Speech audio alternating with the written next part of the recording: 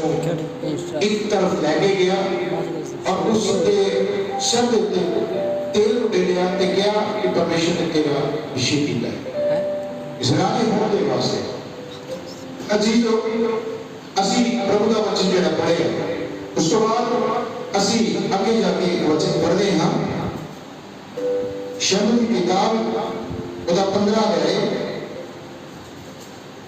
उधर लिखा है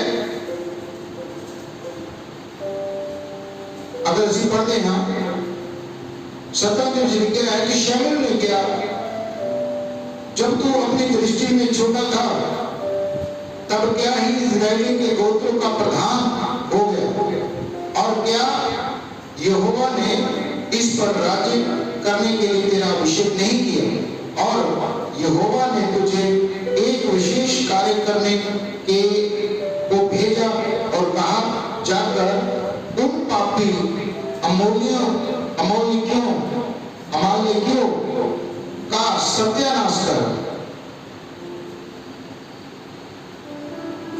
और जब तक वह मिट न जाए तब तक उन्हें उनसे लड़ता रहे। फिर तूने किस लिए यहोवा की यह बात टाल कर लूट पर टूट के वह किया जो यहोवा की दृष्टि में बुरा था। अजीजों, प्रभु के इस वचनों के सुने जाने पर प्रभु आप लोगों को बहुत आशीष। ये बात मैं इसलिए बता रहा हूं क्योंकि परमेश्वर ने एक व्यक्ति से स्नेह किया, एक व्यक्ति से प्रेम किया और उस व्यक्ति का अभिषेक किया अपने दास के जरिए और उसे एक राज्य का राजा होने के लिए तैयार किया। पर बाइबल यहाँ पर यह भी बताती है कि उस व्यक्ति के जीवन में जब तक परमेश्वर की आज्ञाएं थी तो वो आशीषित रहा और जब तक उसने परमेश्वर की आज्ञाओं परमेश्वर की अधीनता में रहा तो वो आशीषित रहा, क्योंकि परमेश्वर भी बाइबल बताती है उससे खुश होता है जो परमेश्वर की आज्ञाओं को मानता है और जो परमेश्वर की आज्ञाओं को नहीं मानता उससे परमेश्वर कभी भी खुश नहीं होता है। ये बात मैंने जब आपको पढ़ के सुनाई पहले में कि उसका अभिषेक परमेश्वर ने अपने दास के द्वारा किया और उसके बाद जब हमने वचन में पढ़ा तो वहां पर हमने पढ़ा कि कैसे रीति से उसने वैसा बुरा काम किया जो परमेश्वर की दृष्टि में बुरा था, वैसा काम किया। परमेश्वर ने उसे एक जगह अमालेकियों के यहाँ पर युद्ध लड़ने के लिए भेजा। परमेश्वर ने उसे आज्ञा दी थी कि वहां पर कुछ भी कोई भी चीज या वस्तु या भेड़ बकरियां या जानवर कोई भी चीज या कपड़ा कुछ भी वहां नहीं छोड़ना, सब कुछ नाश कर देना है। बोले हालेलुया। और जब परमेश्वर ने उसको कहा, अजीजों को गया और वहां पर जाकर उसने जब उसकी कई चीजों के ऊपर दृष्टि की, उसने तमाम लोगों को मार दिया पर राजा को नहीं मारा और कई चीजें वो वहां से उठा कर लिया जबकि परमेश्वर ने उसे मना किया। अजीजों बात बताती है हमें भी कई बार परमेश्वर अपने बच्चों के द्वारा कहता है ये कार्य नहीं करना, ये मेरी दृष्टि में बुरा है। हम अनजान होकर अपने कानों को जैसे फुसला कर उस बात को रद्द कर देते और रद्द करना हमारे लिए बड़ा भारी होता है।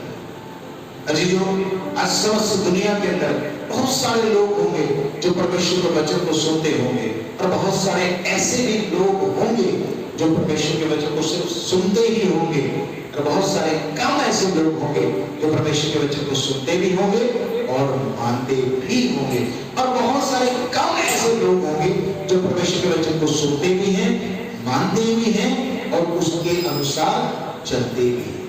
हालेलुया। इसलिए अजीजों, जब परमेश्वर हमें इस तरीके से हमारे जीवन में बोलता है, अजीजों, जब वो व्यक्ति इतनी बुरी अवस्था में था, परमेश्वर ने उसको संभाला। परमेश्वर ने उसको अपने दास के द्वारा बोला कि ये सब नहीं करना। वो जब वो गलत काम करने लगा तो परमेश्वर ने अपने दास को भेजा और उसको कहा कि मैंने आशीष का हाथ तेरे ऊपर रखा था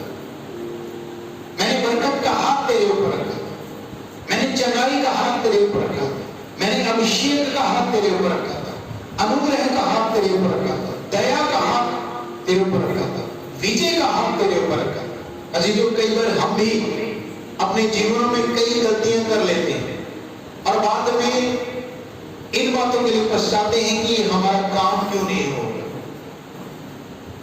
हमारा काम रुक क्यों गया है, हमारे जीवन में समस्या क्यों आ गई है, हमारे जीवन में परेशानियां क्यों आ गई है, ये ऐसा क्यों हो गया। हम कभी भी खुदा के वचनों के ऊपर गौर नहीं करते कि क्या गलती हुई हमसे कि खुदा ने अपना करुणा भरा हाथ हमारे ऊपर से उठाया। जब उसके ऊपर से हाथ उठाया, बाइबल बताती है कि वो जो परमेश्वर का प्यारा था, परमेश्वर के द्वारा एक बुरी रूह उसके अंदर समा गई और वो बुरी रूह के द्वारा अपने जीवन में रहने लगा। और वो दिल का उठता किस कारण? क्योंकि अजीजों, आज परमेश्वर ने भी हमें ऐसा बुरी रूह के साथ रहने का जीवन नहीं बल्कि हमें अच्छा जीवन दिया है। और वो जीवन है जो हम परमेश्वर के वचनों के अनुसार ही चलकर उस बातों के ऊपर परमेश्वर के वचन के अनुसार चलकर हम सही रीति से वो अपना जीवन पा सकते हैं। बोले हालेलुया। ग्रंथियों में लिखा है जो परमेश्वर को अच्छा ना लगता हो वो काम नहीं करना चाहिए। Hallelujah, hallelujah, hallelujah, hallelujah. वो ही काम करना चाहिए जो परमेश्वर की नजर में अच्छा है। बोले हालेलुया। अजीबो, उस व्यक्ति ने पाप किया परमेश्वर की नजर में। हम समझते हैं कुछ कर बुरा काम करना, किसी की चोरी कर लेनी, किसी की भैंस को चुरा लेना, किसी के डाका मार देना, किसी की जेब में से पैसे निकालना, या किसी को गालियां निकाल दी, निंदा कर दी, चोरी कर दी, यही पाप है। पर अजीबो, परमेश्वर की आज्ञा को ना मानना भी पाप है। परमेश्वर की आज्ञा को ना मानना भी पाप है। और जो परमेश्वर की आज्ञा को नहीं मानता वो पाप के जीवन में। कई इंसान कहते हैं अरे मैं तो वचन पढ़ता हूं, मैं तो प्रार्थना भी करता हूं, मैं धन्यवाद भी करता हूं, मैं सब ये करता हूं, पर अजीजों, पर वो अपने जीवन को परमेश्वर के वचन के अनुसार नहीं चलाते। बोले हालेलुया। आनंद से बोले हालेलुया, बोले हालेलुया। अजीजों, हम नीति वचन निकालते, प्रभु का धन्यवाद करते,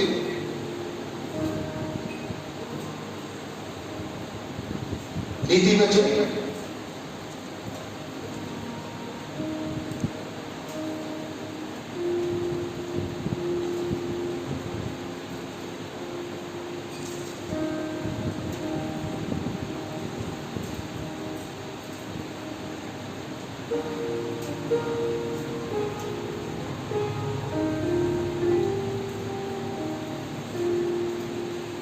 बोले हालेलुया, बोले हालेलुया, बोले यीशु मसीह के नाम की।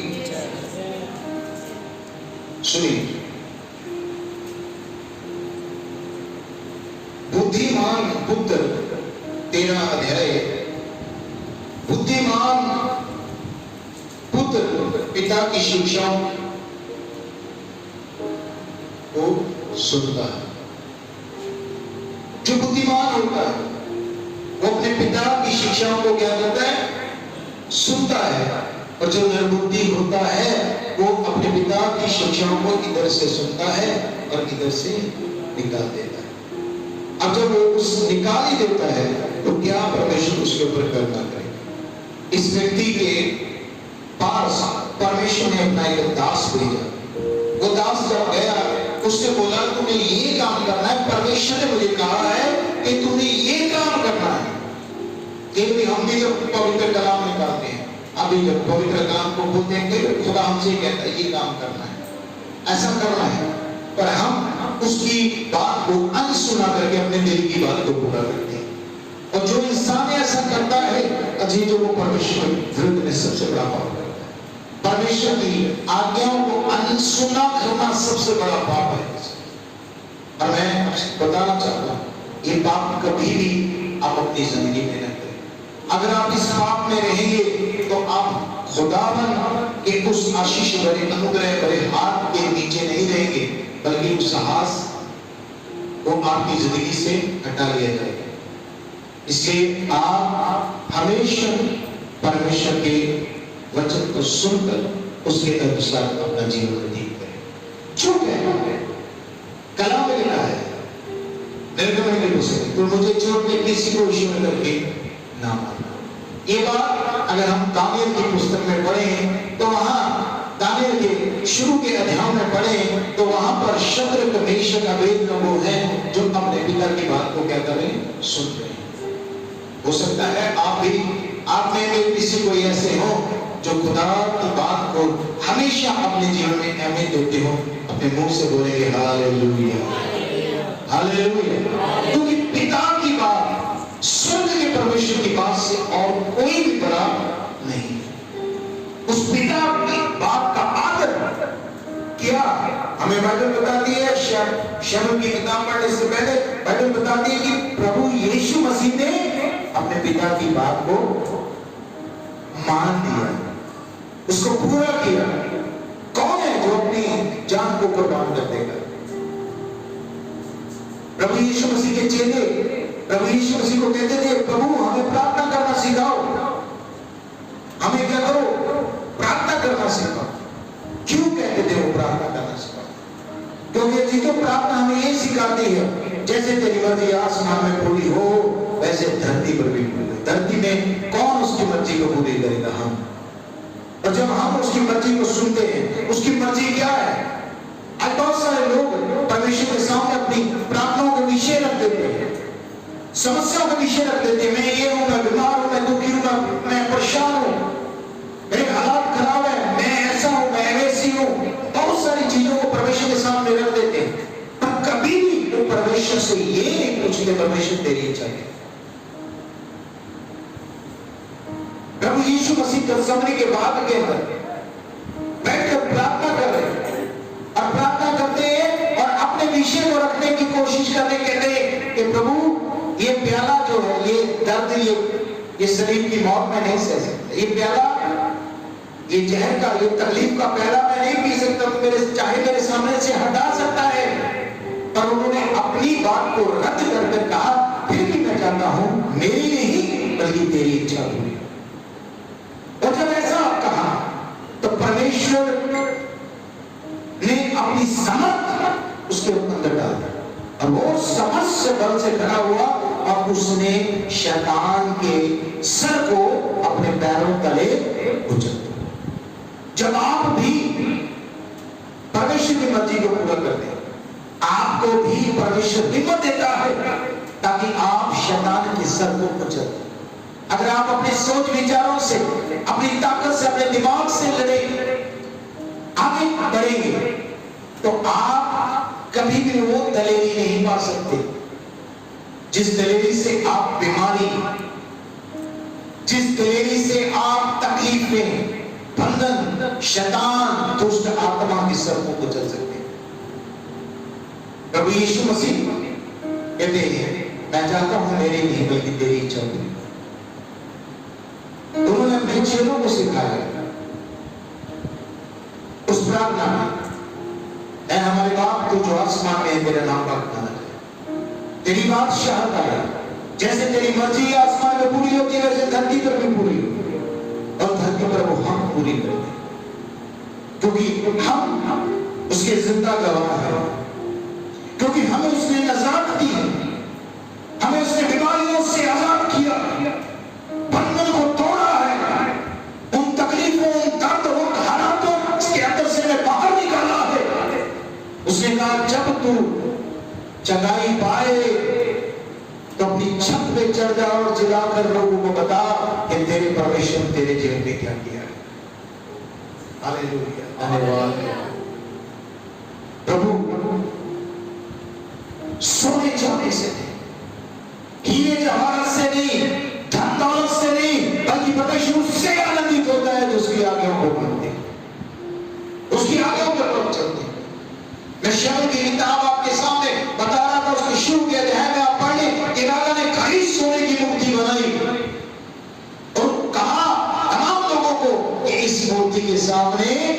सजदा करो। और जो कोई मेरी मूर्ति को सजदा नहीं करेगा, मेरी भक्ति करेंगे सब लोग, और जो कोई मेरी भक्ति नहीं करेगा उसको आग के फंदे में डाल देगा।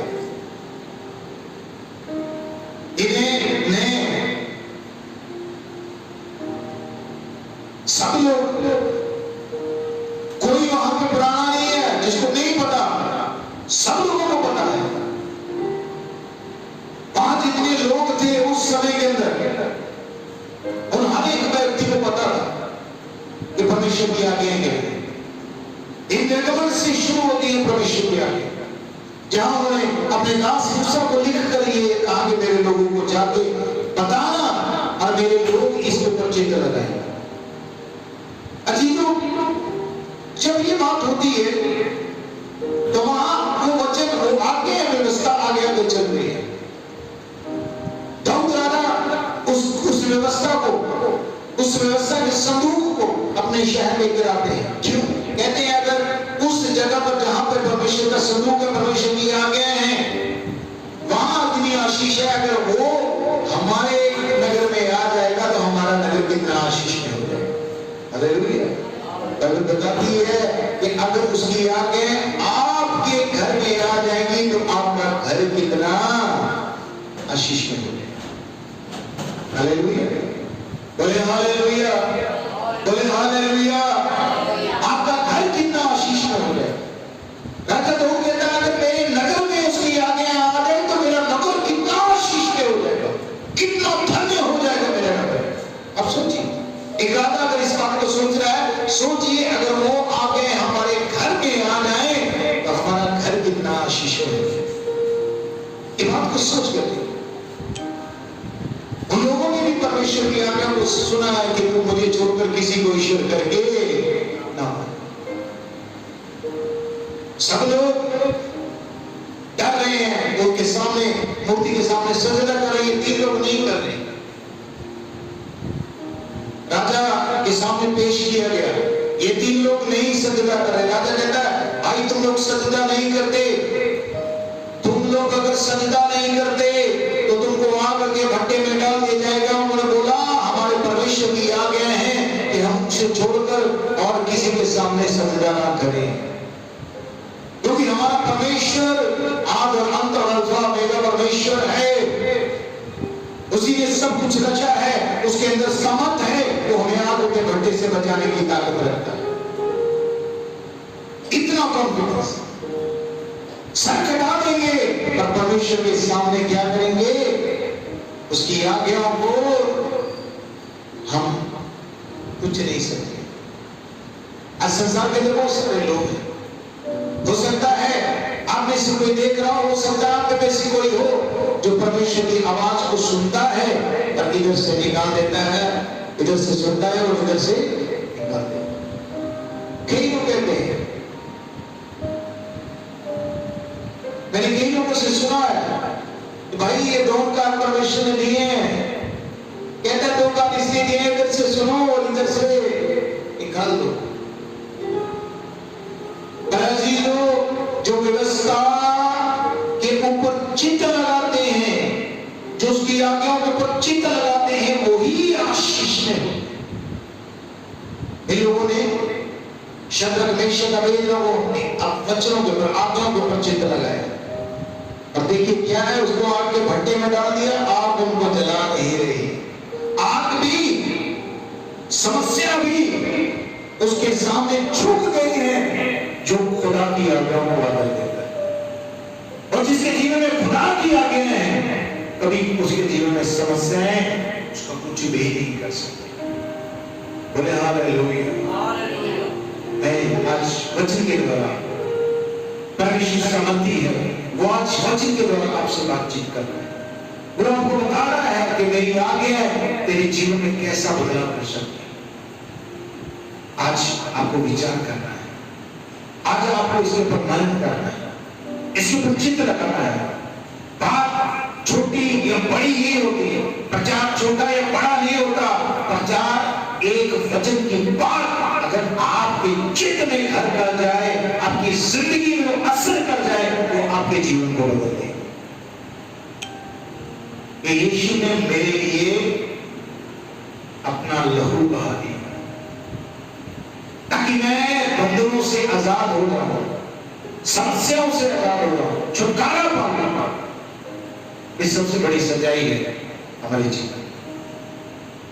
उसने ना अनसुना किया, परमेश्वर के दास ने उसको बोला, उसने इधर से सुना, इधर से निकाल दिया, वहां गया, युद्ध लड़ा, राजा को बंदी बना के ले आया और वहां इस सब चीजों को उठा के ले आया। परमेश्वर के दास ने उसको बोला, तूने मेरी नहीं बल्कि परमेश्वर की बात को अनसुना किया, मेरे विरुद्ध नहीं बल्कि परमेश्वर के विरुद्ध में बात किया है। उसी समय वो बुरी परिस्थितियों में पड़ गया, बुरी हालातों में पड़ा नजर आया, चिंताओं से, समस्याओं से उसका छुटकारा नहीं। और आज अगर हम चाहते हैं चिंताओं से, समस्याओं से, परेशानी से हमारा छुटकारा हो, तो हमें परमेश्वर की आज्ञाओं के ऊपर चित्त लगाना है। तो जब हम उसकी आज्ञाओं के ऊपर चित्त लगाते हैं, हम आशीष नहीं होता। कोई भी बंधन हमारे जिंदगी में वो हमें बांध नहीं सकता, पर जिसके जीवन में आज्ञा नहीं, उसको छोटी सी चीज भी भगवान बांध देगा।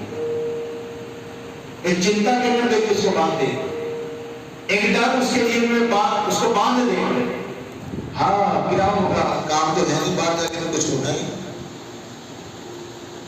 क्या करेंगे?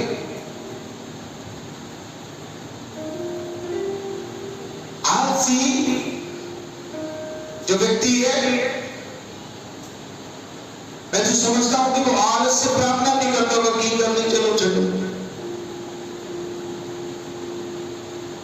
जब हम ऐसी व्यवस्था में, जब ऐसी अवस्था में होते हैं, हमें समझना है परमेश्वर, आप बीमार हैं, आप परमेश्वर के ऊपर चित्त लगाएं। प्रभु मैंने क्या गुनाह कर दिया, कौन सी गलती हुई, मेरे ऊपर उस वचनों के द्वारा प्रकट करें ताकि मैं अपनी गलती को सुधार सकूं। राजा दाऊद के बारे में भजन संहिता में क्या लिखा है, बड़े ध्यान से सुनिए।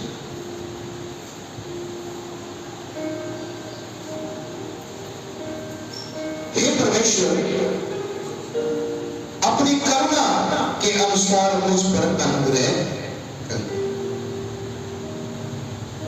51 भजन संहिता उसकी 1 में लिखा है, हे परमेश्वर, अपनी करुणा के अनुसार मुझ पर अनुग्रह कर, अपनी बड़ी दया के अनुसार मेरे अपराधों को मिटा दे।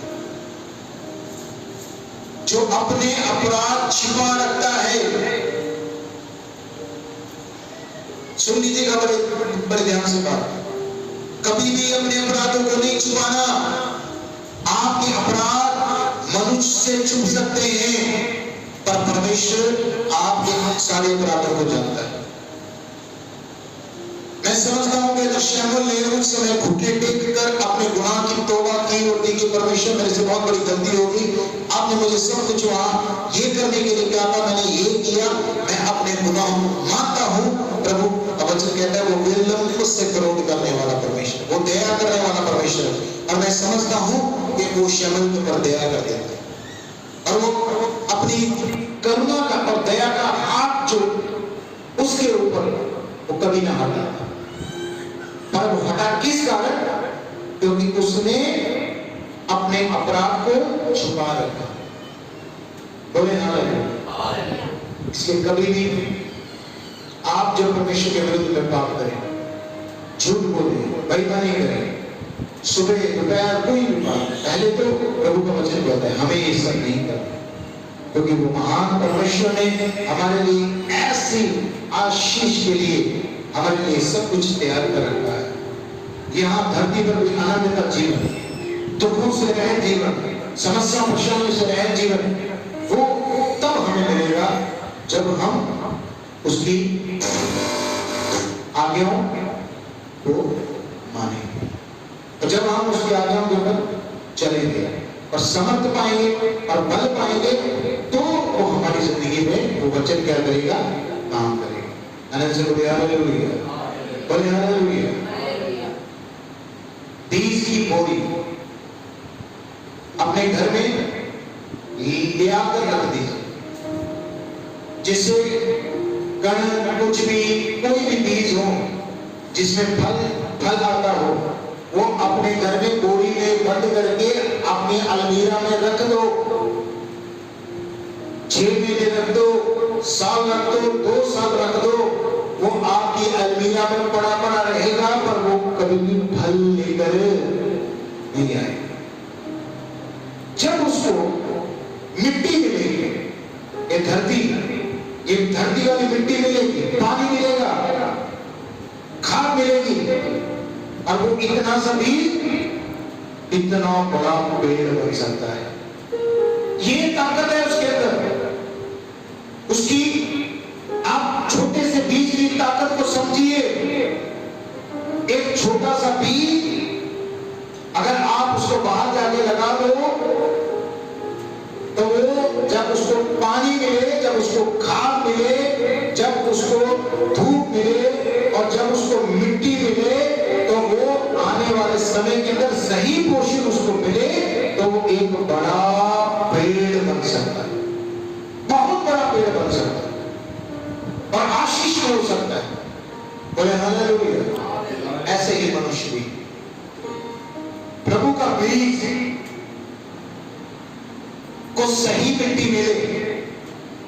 सही मिट्टी समझते हैं आप?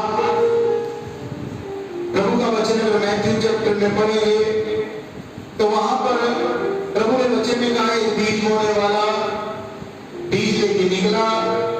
कुछ बीज सड़क मार्ग के किनारे गिरे, कुछ पथरीली धरती पर गिरे, जो मार्ग के किनारे गिरे, कौओं ने, पक्षियों ने उसको चुग लिया। जो पथरीली जमीन पर गिरे, धूप लगने के कारण, जड़ ना पकड़ने के कारण क्या वे सड़ गए पत्थरों के ऊपर। और कुछ भी कंडियाली झाड़ियों में गिरे, ऊपर उसके ऊपर कांटे थे। जब वो बढ़ने लगे तो कांटों ने उनको बढ़ने, कांटों की झाड़ियों ने उसको बढ़ने नहीं दिया। और कुछ भी साफ भूमि पर गिरे, साफ भूमि पर गिरे, और वो भी 30 नहीं, 60 नहीं, बल्कि 100 गुना फल निकला। बोले हालेलुया। इसी रीति से प्रभु का वचन कहता है कि ये भी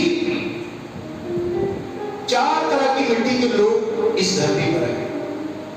एक वो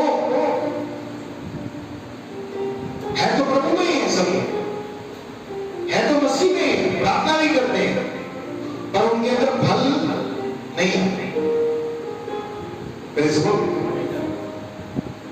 पैसे का फल नहीं, घर का फल नहीं, फल वो कि आप परमेश्वर के वचन से आशीष हो। प्रभु ने आप यूहन्ना में पढ़िए, वो कहता है, मैं जीवन जल हूं, जो मुझसे मिलेगा उसके अंदर से जीवन जल की नदियां बह निकलेंगी। तब तुम्हारे अंदर जीवन जल की नदियां बह निकलेंगी तो तुम्हारे द्वारा कितने लोगों की प्यास बुझेगी। ये फल कि तुम किसी के घर में जाओ, घर में जाते ही उसके घर में शांति रहे। ये फल तुम किसी के पास जाओ और वो चाहे रोता हो, तुम्हारे खुदा का वचन सुन के वो आनंद से भर जाए, वो फल। तुम किसी के घर में जाओ तो दर्द से कहा रहो, तुम्हारी दुआ हो और उसको आराम मिल जाए, वो फल। ना कोई सोने का, ना कोई हीरे का, ना कोई धन दौलत का, ये फल नहीं। यहां पर 4 भूमियों के बारे में बताया, 4 मिट्टी के बारे में बताया। ये सब लोग मसीहता के जीवन में पहले वो मिट्टी होती है जो सख्त है। उनका हाथ क्या है? सख्त है। उनके सोच विचार सख्त है। उनको जितना मर्जी बोल दो, जितना मर्जी उनको वचन बता, कभी भी वो वचन उनके अंदर नहीं रहेगा। अंदर क्या रहेगा? वो यहां से वचन सुनेंगे, ग्रहण करेंगे, आनंद से ग्रहण करेंगे, हर्ष से ग्रहण करेंगे, और रास्ते में जाते जाते ही पक्षी उसको चुग लेंगे। आधे घंटे में उनके दिमाग में कुछ और चलने लग जाएगा, वचन भूल जाएंगे। ये कौन से लोग हैं? कौन सी मिट्टी के लोग हैं? सख्त, मार्ग के किनारे वाली मिट्टी, सख्त मिट्टी। इब्लीस गिरे, पक्षी आए, शैतान आया, उसने चुग ली। कई लोगों को वचन पता ही नहीं होता। कई लोग बहुत प्रार्थना करते हैं, मैं बहुत प्रार्थना करता हूँ, मैं ऐसा करता हूँ। उनको पूछो भाई बाइबल बंद कर, 10 जवानी वचन बता।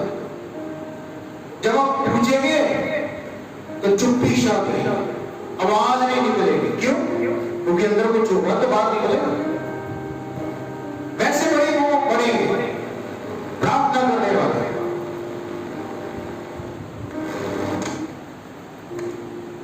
बहुत प्रार्थना करते हैं, शायद वचन भी पढ़ते होंगे। ये बड़ा ना पढ़े के बराबर होगा। अगर हमारे अंदर अगर 5-10 वचन अंदर आए नहीं, गिरे नहीं, स्टोर ही नहीं हो गए, बोले हालेलुया। वो तो वही बात होगी कि बंदा काम करता है, महीने बाद तनख्वाह लेने के लिए गया, अद्धे रात छूट आया, अद्धे घर आंदे फिर उधे छूट गया। जो घर आया तो देखा है मैं तो कुछ जी मैं तो तनख्वाह लेके आया ऐसे, वो वाला हिस्सा हो गया। ये कुछ भी नहीं है। और जब मुझसे पूछे वो कहते खामिया आए तो जी खामिया कर दिया, कुछ भी साथ नहीं था। ऐसी सोच के लोग एक बार बोलते भाई 10 वचन बता, बाइबल कर दे बात 10 वचन, 10 वचन नहीं याद। बाइबल के अंदर किताबें कितनी है यही याद नहीं है। ओल्ड टेस्टामेंट में कितनी किताबें हैं, न्यू टेस्टामेंट में कितनी ये पता नहीं। ये पूछ लो कितने नबियों ने, कितने संतों ने इस किताब को लिखा, ये भी नहीं बताओ। फिर बोला कि हम बहुत प्रार्थना करते हैं, वचन जाता ही नहीं है। जाएगा तो काम करेगा, अगर जाएगा नहीं तो काम क्या करेगा? हालेलुया। तो इसलिए आप वो मिट्टी मत बनेंगे, ऐसी सख्त मिट्टी मत बनेगी यहां से घर जाए वचन भूल जाए। क्या पढ़ाया? ये तो सुनालायक बच्चे की तरह हो गया जो स्कूल जाता है, किताबों में पढ़ता है और उसके दिमाग में कुछ भी नहीं पढ़ता। दूसरी बात, दूसरी मिट्टी के जो है पत्थर के तरीके से क्या है, उनको जितना मर्जी समझाओ, जितना मर्जी वचन बताते रहो, भाई ऐसे चलना, ऐसे चलना, ऐसे चलना, भाई झूठ नहीं बोलना। वो कहते तू बोली जा, हमने इधर से सुनेंगे, इधर से हमारा झूठ के बगैर गुजारा नहीं होना, हमारा बेईमानी के बगैर गुजारा नहीं होना, तू बोली जा। अरे मैं कुछ नहीं बोल रहा हूं, मैं अगर बोल रहा हूं तो सिर्फ परमेश्वर का वचन, मेरे कहने से कुछ आशीष नहीं होगी। आप जब परमेश्वर का वचन सुनेंगे, मानेंगे, उसके द्वारा आपकी जिंदगी में आशीष। वो उन्होंने अपने आप को पत्थर के रूप में कर दिया। चर्च में आएंगे, कोई उन्होंने दुआनी को अपनी आंख में,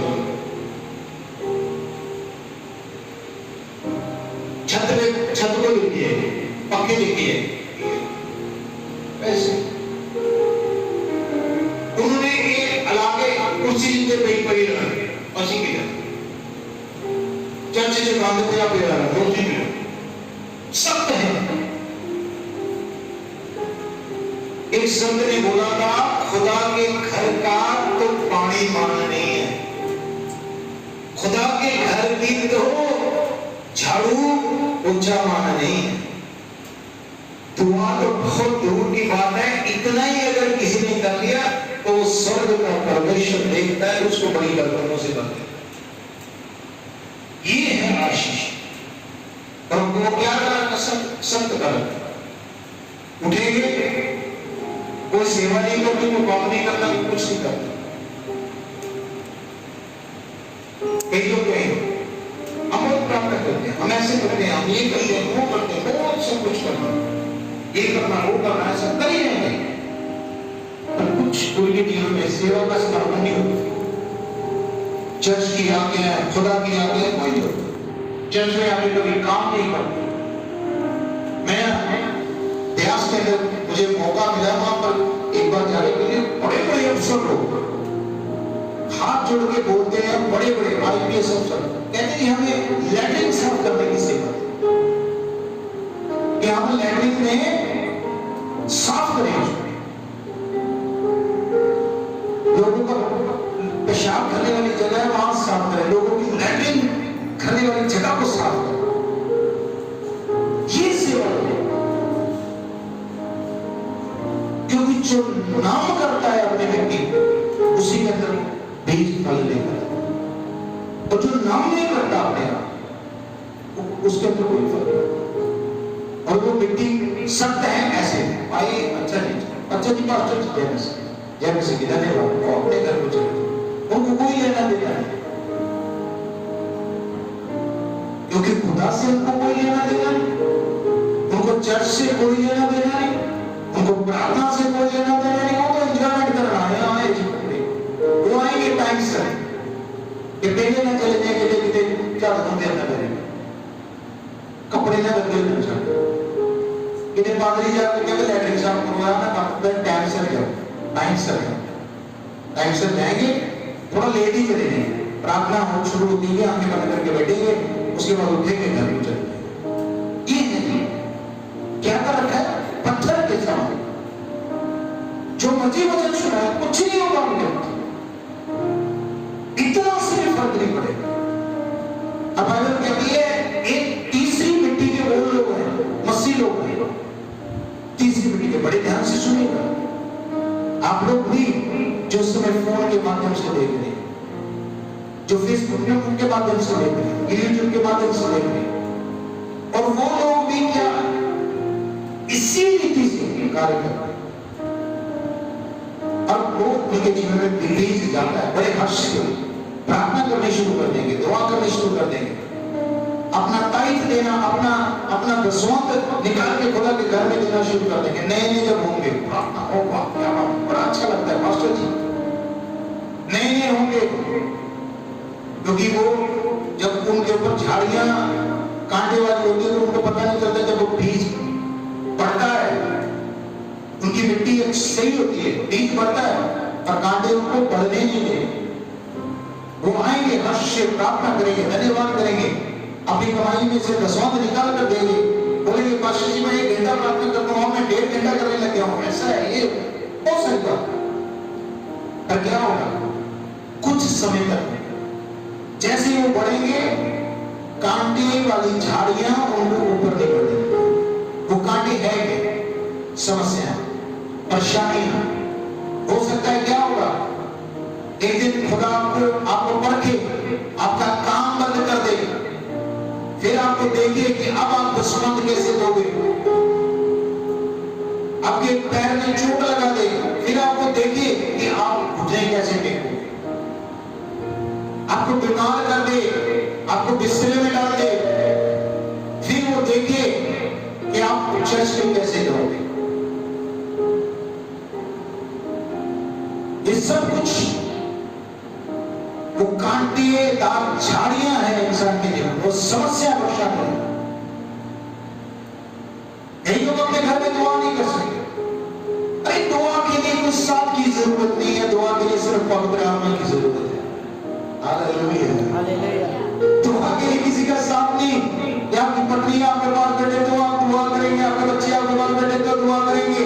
मैं बोलता हूं आपके बच्चे भी आपके पास बैठे, आपकी पत्नी भी आपके पास बैठे, अगर आप पवित्र आत्मा से भरे नहीं हैं तो दुआ नहीं कर सकते।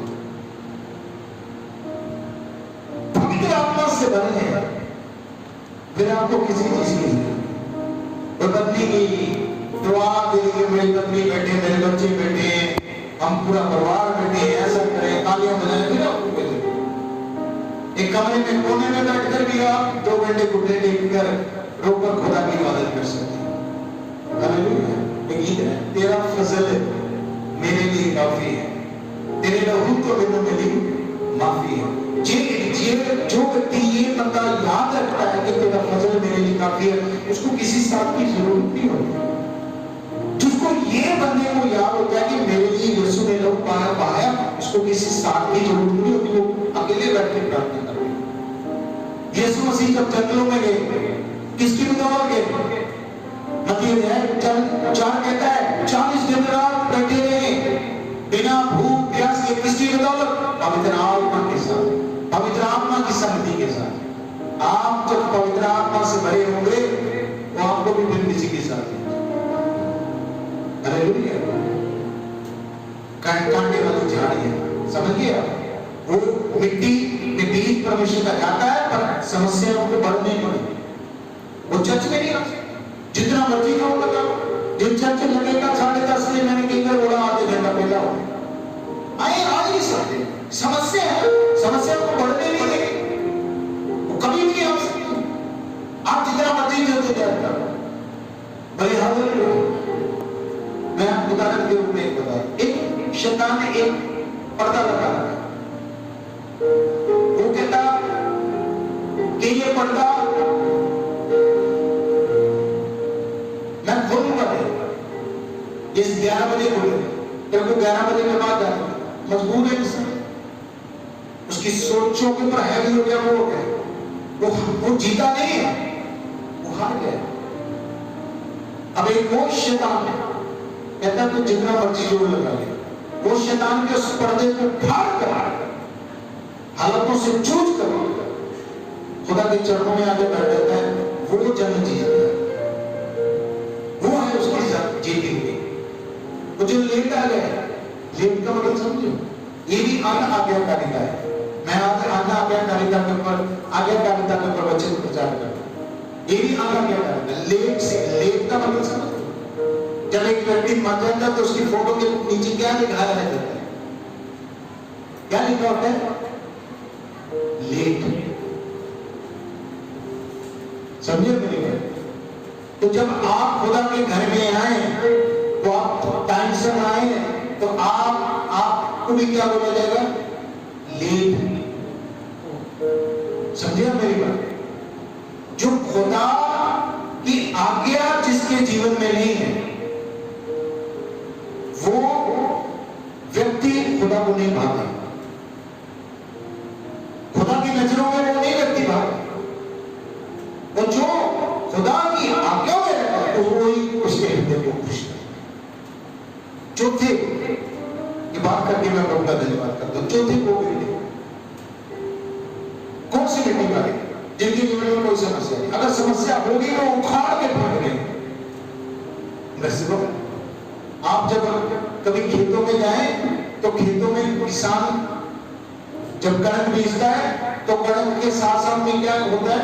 बड़े कंडियालेदार झाड़ियां पौधे ऐसे उग जाते हैं, वो कणक को खराब कर देते हैं। तो किसान क्या करता है? जाता है उस झाड़ी को करता है, जड़ से उखाड़ देता है ताकि दोबारा मेरी कणकों को खराब ना करे, क्योंकि अगर वो उगेगी तो क्या?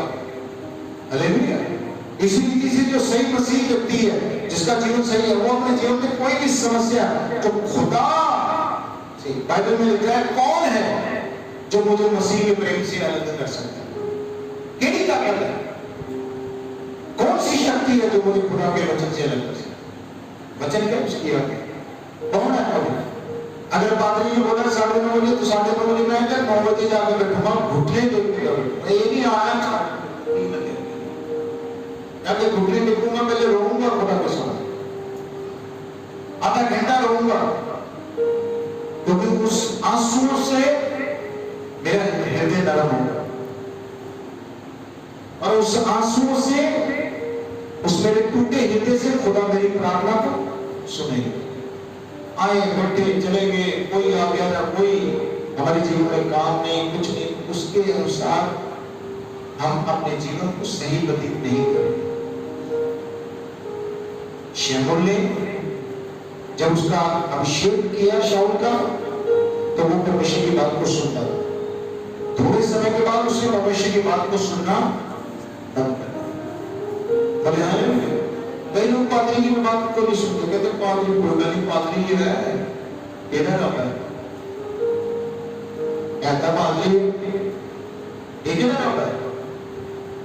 मैं पिछले दिनों में विजिट पे किसी के घर में गया, मुझे मैं उनके घर में बैठा तो बाहर की मुझे दीवार नजर आई। मुझे प्रभु ने दिखाया कि वो दीवार के ऊपर कुछ लोग चढ़े हुए हैं। बाइबल में लिखा है, जब खुदा अपने लोगों से बात करता है तो अपने संतों के जरिए अपने लोगों से बात करता है, अपने दासों के बीच में हमसे बात करता है। हालेलुया। उसने यीशु मसीह के द्वारा हमें हमारे लिए निजात का रास्ता बनाया, तो वो बात किसके द्वारा करता है? अपने सेवकों के द्वारा। वो पैगाम किसके द्वारा भेजता? अपने सेवकों के द्वारा। अगर वो पैगाम सीधा ही भेजता होता तो फिर हमें सेवक की जरूरत ही नहीं होगी, पादरी की जरूरत ही नहीं होगी। अगर शमूएल से को सीधा समझा सकता था, वो पादरी की शमूएल की जरूरत ही नहीं होती। शाऊल को सीधा समझा देता तो शमूएल की जरूरत ही नहीं होती। हालेलुया। तो क्या हुआ? मैं उनके घर में गया, मैंने देखा कि दीवार के ऊपर ऐसा कुछ लग रहा है, मुझे वो लगा। मैंने प्रभु से पूछा, प्रभु ये क्या? प्रभु ने मुझे कुछ नहीं बोला। प्रभु ने बोला इनको बोलो जल्दी जल्दी से ये दीवार ऊंची करो। मैंने उनको बोला, भाई ये अपनी दीवार जो सामने वाली है उसको थोड़ा बहुत ऊंची करा दो। प्रभु की आत्मा मुझे अगुवाई करे। प्रभु का धन्यवाद हो। सुना ना सुना, कई लोग हैं जब मैं लोगों के घरों में विजिट करने जाता हूँ तो सुनते नहीं है क्या कह रहा क्या नहीं। उनको ये होता है कि भाई ये तो चाय पानी पिलाओ, इनको खुश करो कि तुम घर बैठो। कोई नहीं, किसी के घर में चाय पानी पीनी नहीं। मैं अगर किसी के घर में जा रहा हूँ चाय पीने कुछ ये नहीं है। मैं खुदा का जो वचन है आपके लिए लेकर जा रहा हूँ। अब परमेश्वर आपको क्या कहना चाहता है, आपके घर में अकेले में आपसे क्या बात करना चाहता है, ये खुदा ही जानता है। मैंने उनको बोला, उन्होंने सुना नहीं। ये अभी 2 दिन पहले उनके घर में चोरी हुई। उसी दीवार से चोर भाग कर आए और उनका कोई 20-25 हजार रुपये का मोबाइल, एक कोई एक और दूसरा 5-7 हजार रुपये का मोबाइल था, पर्स। तो उन्होंने फोन किया ऐसे करके। मैंने कहा आपने सुने? अगर इंसान खुदा की आवाज को सुने तो वो समस्याओं से बच जाए। आपने सुना नहीं लगा इसलिए समस्या में पड़ गया। हो सकता है वो जानी माली का नुकसान हो सकता था, पर आज भी समझ है। हालेलुया। अब मैं जब जाऊंगा तो देखूंगा उन्होंने दीवार ऊंची की के लिए। हालेलुया। यही सब कुछ है और कुछ नहीं। जिसके जीवन में परमेश्वर की आज्ञाएं नहीं है, जिसके जीवन में एक पाक कलाम नहीं आपके घर में पड़ा है, आप इससे प्यार नहीं करते, आप इसकी रिस्पेक्ट नहीं करते, ये आपके अंदर नहीं है। इसके 20-25 वचन आपके अंदर नहीं है तो आप खाली करते हैं, आप कुछ भी नहीं। आप क्या करते हो? प्रभु ने बोला, जो कहते हैं प्रभु मैं तुमसे प्यार करता हूं, मैं तेरी बातों को मानता हूं। आप पढ़ लीजिएगा पत्रस की किताब में, आपको बोलता हूं। तो वो व्यक्ति अगर प्रभु के वचन के लिए बातें करते हैं तो उसकी आज्ञाओं को नहीं मानते, वो झूठे हैं, वो झूठ बोलते हैं। और जो उसकी आज्ञा को मानते हैं वो सच है। कहने से कुछ नहीं होता। अगर आज आपके जीवन में परमेश्वर की आज्ञा ये 10, 20, 30 वचन नहीं आपको आते, तो आपने आपके खुदा में जितने साल भी हैं वो किए बेकार है। आपको वचन याद होना चाहिए। वचन आपके चित्त में लिखा होना चाहिए। उसकी आज्ञाएं आपके चित्त में लिखी होनी चाहिए। इसने ये बोला है, यहाँ इस साइड में ये लिखा है, मुझे कुछ समझना है। हालेलुया। बच्चा स्कूल में जाएगा और कुछ सीखेगा नहीं तो उसको कोई नहीं पास कर सकता। तो आज्ञा बहुत जरूरी है। अगर आज्ञा सुनी होती तो शाऊल आशीषित होता, समस्या में ना पड़ता। कुछ समय के बाद शाऊल ने अपनी तलवार से अपना गला काट लिया, मर गया, नष्ट हो गया। और जो लोग परमेश्वर की बातों को नहीं सुनते वो नष्ट हो जाते हैं, खत्म हो जाते हैं। इसलिए आज से अमल करना शुरू करें। आप इस किताब के ऊपर जब चित्र लगाते हैं तो आपको कम से कम 20 वचन बिना बाइबल खुले हुए आपको याद हो जाए। फलानी आयतें यहाँ पर ये तो प्रभु आज के वचनों के पढ़े और सुने जाने पर आप लोगों को बहुत बहुत बरकत दे। मैं आशा करता हूँ कि आपकी जिंदगी आशीष भरी होगी। खुदावंद आपको बहुत बहुत सामर्थ और बल से भरेगा।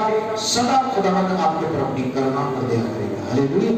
आइए हम अपनी आंखों को बंद करते हैं और धन्यवाद के साथ शुक्रगुजार करते हैं, तारीफ करते हैं प्रभु की, महिमा करते हैं कि प्रभु ऐसा करने वाला प्यारे परमेश्वर। धन्यवाद प्रभु जी आज के बच्चों के लिए, ये अपने वचनों के द्वारा आज हमसे बात की।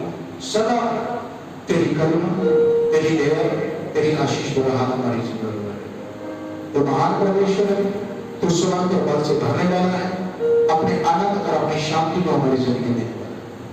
मैं तेरा धन्यवाद करता हूं। जितने लोग इस समय फोन के माध्यम से सुन रहे हैं प्रभु जी, जितने भाई बहन अपने जीवन में इस समय वचनों को सुन रहे हैं, सबके जीवन में तेरा आशीष बना है। मैं एक दिन को इसी समय उनकी सोच और विचारों को पवित्र आत्मा आपकी मदद मांगता हूं कि आप कार्य करें और आज का वचन उनकी जिंदगी में जाके 20 नहीं 100 गुना फल लेकर सदा आपकी बरकत करें। धन्यवाद प्रभु, अपनी हमारी प्रार्थना को सुनो यीशु मसीह के समर्थ नाम में प्रार्थना करो, आमीन। आइए अपनी आंखों को बंद करके अंतिम करना पड़े। अब से हमारे पिता का प्रेम, प्रभु यीशु मसीह का अनुग्रह, पवित्र आत्मा की सेवा का नाम सबके साथ कुछ के साथ तमाम दास सब कलीसियों के साथ प्रभु के दूर से आत्मा तक सदा के लिए बनी रहे। आमीन, आमीन, आमीन। जय मसीह की। आज का दिन आपको बहुत बहुत आशीष बरकत दे। प्रभु आपको बहुत बहुत आशीष करे, सदा आपके जीवन में कार्य करे। हालेलुया। आइए हम प्रभु का धन्यवाद करते हैं।